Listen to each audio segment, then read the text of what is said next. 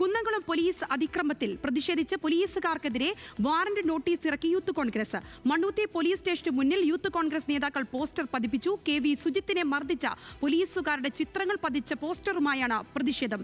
Levin K Vijayan കൂടുതൽ വിശദാംശങ്ങൾ പങ്കുവയ്ക്കും. ലെവിൻ, ഇക്കാര്യത്തിൽ വലിയ പ്രതിഷേധത്തിന് തന്നെയാണ് കോൺഗ്രസ് മുതിരുന്നതെന്നുള്ളത് നേരത്തെ തന്നെ പറഞ്ഞ കാര്യങ്ങളാണ്. യൂത്ത് കോൺഗ്രസ് അതിന്റെ ഭാഗമായി ഇപ്പോൾ പ്രതിഷേധ പോസ്റ്ററുകൾ കൂടി ഇറക്കിയിരിക്കുന്നു. എന്താണ് തൃശ്ശൂരിലെ ഒരു സാഹചര്യം?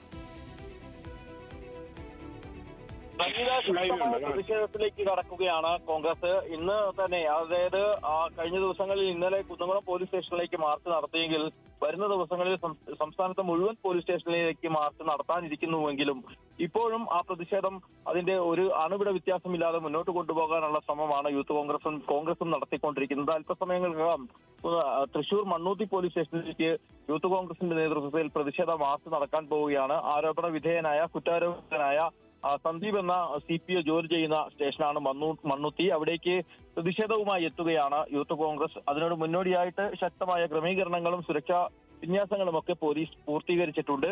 ഏതായാലും വരുന്ന ദിവസങ്ങളിലും തുടർ പ്രതിഷേധങ്ങൾ ഉണ്ടാകുമെന്ന് തന്നെയാണ് നേതാക്കൾ അറിയിച്ചിട്ടുള്ളത്. KPCC പ്രസിഡന്റ് സണ്ണി ജോസഫ് ഇന്ന് നേരിട്ടെത്തി തൃശ്ശൂരിലെത്തി മർദ്ദനത്തിനിരയായ സുജിത്തിനെ കാണുകയും പിന്തുണ പ്രഖ്യാപിക്കുകയും ചെയ്തിട്ടുണ്ട്.